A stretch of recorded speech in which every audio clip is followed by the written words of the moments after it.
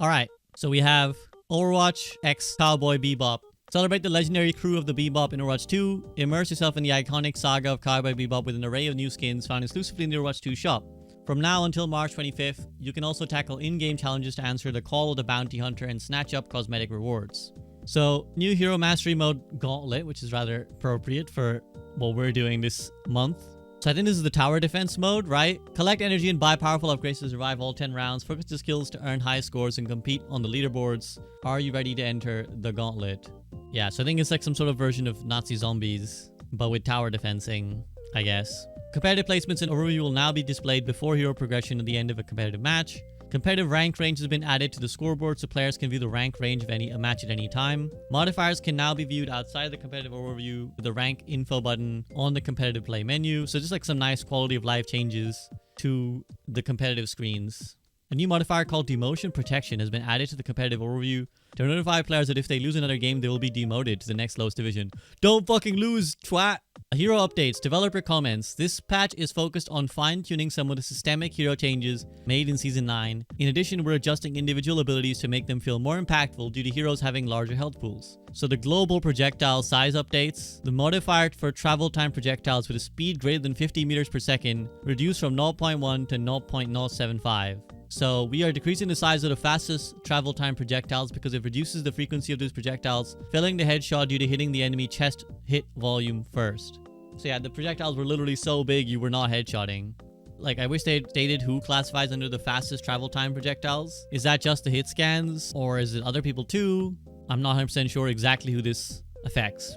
Roll passive updates. Heal reduction applied by the damage roll passive lowered from 20% to 15%. So this is something we discussed in the last podcast, and I think we all kind of said maybe the DPS passive is a little bit overtuned, maybe it needs to come back a little bit.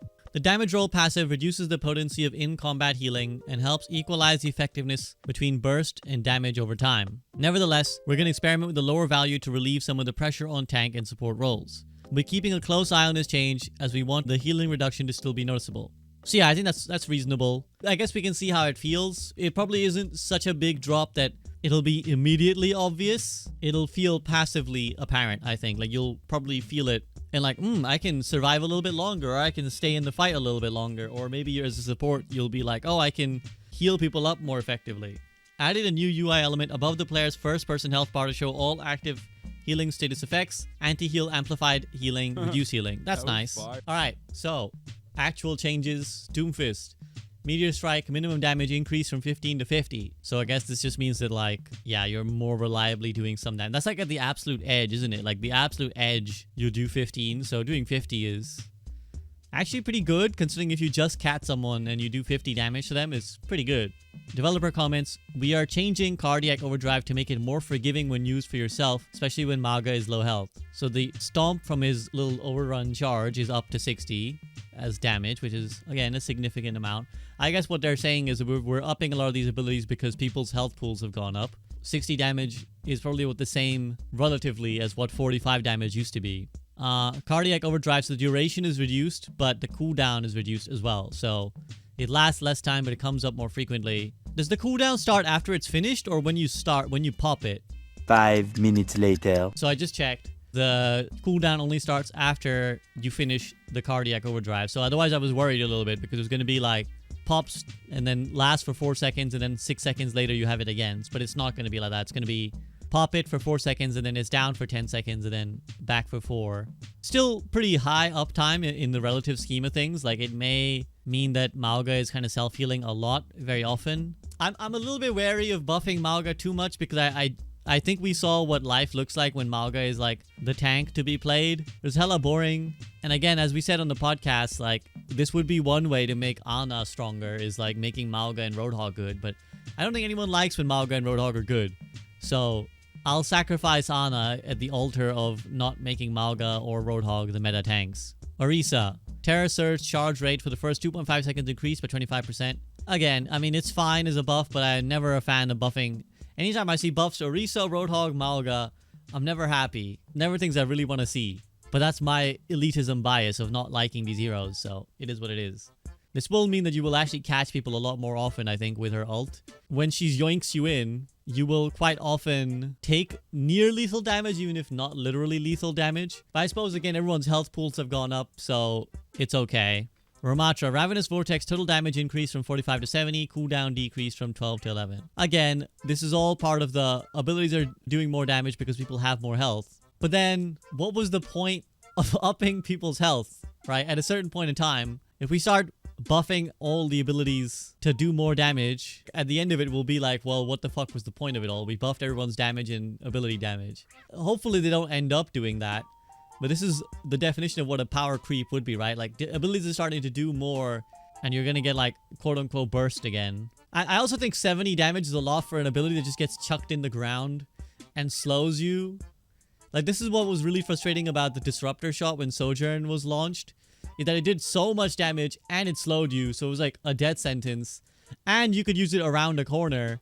So if you were, like, hiding, waiting, like, let's say you're low and you hide behind a wall, and then they chuck either slow, the Sojourn slow, or now the Ravenous Vortex around the corner, you're stuck in like this lose-lose situation of like sit around the corner and take a bunch of damage, or walk into the open, be slowed, and probably die to them shooting you. Reinhardt, armor increase from 275 to 300, and fire strike damage increase. So little buffs there for the Rhiny boy. I think if they want to make Ryan playable, they have to look at him more bigger picture. I think if we just buff Ryan into like statting his way into the meta, like if we buff him to the point where his stats are just so good that everyone wants to play Reinhardt, I think that would also be miserable because like he has become quite one-dimensional in a multifaceted Overwatch 2 world. And I think they just need to give him some more dynamism somewhere compared to just making him potentially unkillable, especially with the ever-present danger of Reinhardt dominating in the metal ranks. We're improving the consistency of the hook combo. Enemies are pulled closer to Roadhog and aren't launched as high when Pigpen activates, making the scrap gun follow-up shot more consistent. I mean, I beg the developers to not buff Roadhog. This isn't as bad as buffs could be, because it's just pulling you a little bit closer, so it increases the reliability. But chances are, this isn't going to make Roadhog buff like playable, so they're going to buff him again, and then he's going to be a fucking monster, because the hook will pull you really close and be really reliable to like kill you with. They're going to buff his damage because despite buffing everyone's health to be like, let's avoid one-shots, they're going to be like, well, actually, we do want Hog to kill people. And then they'll buff his damage and then he'll be back to exactly as annoying as he was.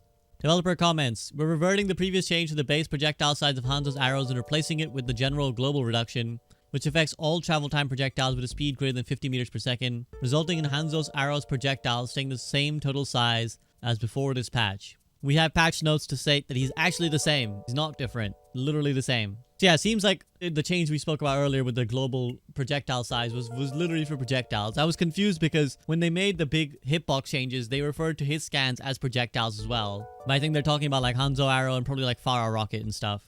May. Ammo increased from 120 to 140 and the Cryo Freeze healing increased. I never really understand changes like this. I guess the logic is, again, everyone's health is up, so Mei needs to spend more ammo to kill people, and also the healing is being pushed up to relatively heal the same percentage of your HP pool. It just feels like a power creepy kind of like thing to do, because you do this, Mei's still not very good, then you buff her again, and then, oh, she's really good. Let's say you buff her ammo now, then you buff her damage later, and now you've got a net double buff, right? Like, this isn't theoretically bringing in line with how long she needs to spray to kill someone. Well, not long, actually. How much she can do it in one clip. It'll still take longer, but she'll be able to do it without reloading, let's say. But then you'll buff her damage, and then she'll be doing more damage without reloading as well. 8 months rework to make it exactly as it was. Yeah, again, I'm a little bit worried that we're buffing everyone's numbers after buffing everyone's health to then eventually just bring it back to the same place we were.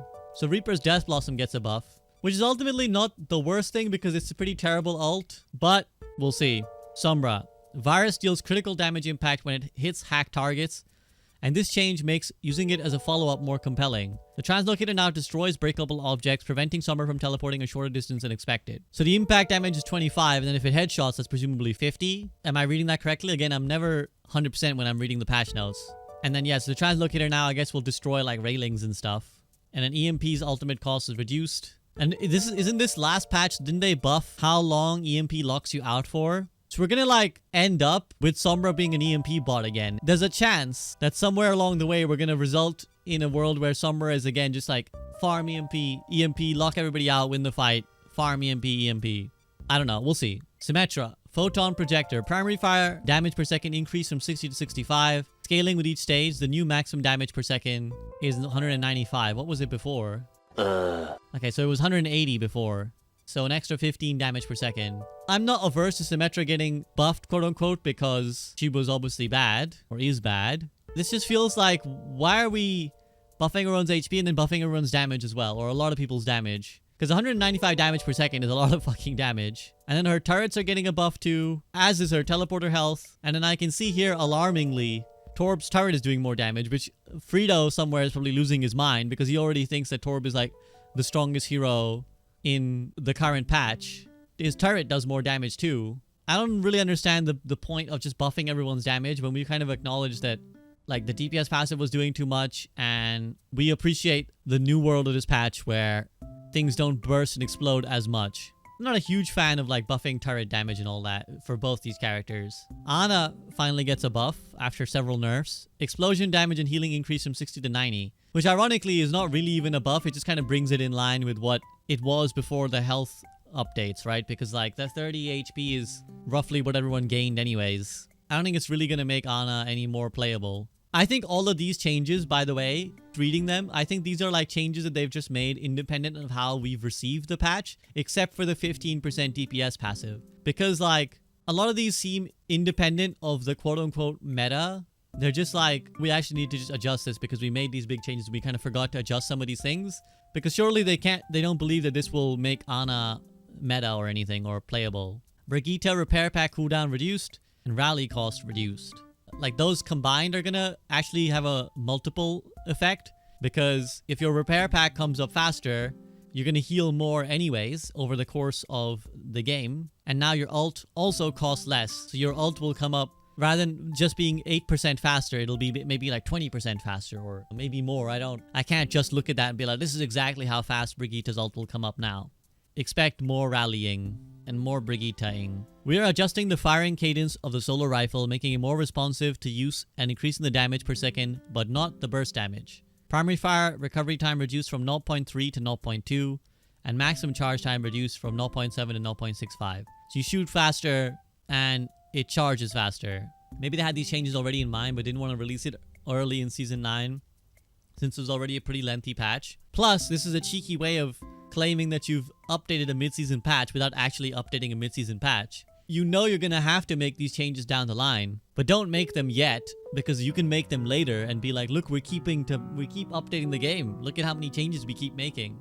That's a cynical interpretation. It may not be the truth. That is a possible consideration. Lifeweaver. We're increasing the burst potential of the heal blossom to reinforce Lifeweaver's role as a high healing throughput support. The heal per second is roughly the same as before, but individual heal blossoms can be charged further. So the max heal amount is 80. So the charge time is the same, but you can hold it for longer to hit that 80 burst. Samido's probably losing his mind over this one. Frito lost his mind over the Torb one. Samido probably hates this one because, as he pointed out in the last podcast, it is pretty obnoxious when a Lifeweaver was just like sitting in like Narnia, just spamming his heals at someone. Auto aim, never lets them die. My feelings are these are changes that are either inoffensive or things that I'm a bit confused and not sold on. Maybe they'll be okay. Like, not sold on doesn't mean that I 100% think they'll be terrible. Maybe they'll be okay. But in general, I'm a bit like, is this it? Is this what we're doing? So, shrug, we shall see. I mean, I don't think they'll make a huge difference. Like, it's not a very impactful patch, but it's like, it's a little bit power creepy as a patch, right? It's like small changes that you won't immediately notice, but will maybe notice later down the line, or will not consciously notice, but will feel the impact of them in the game.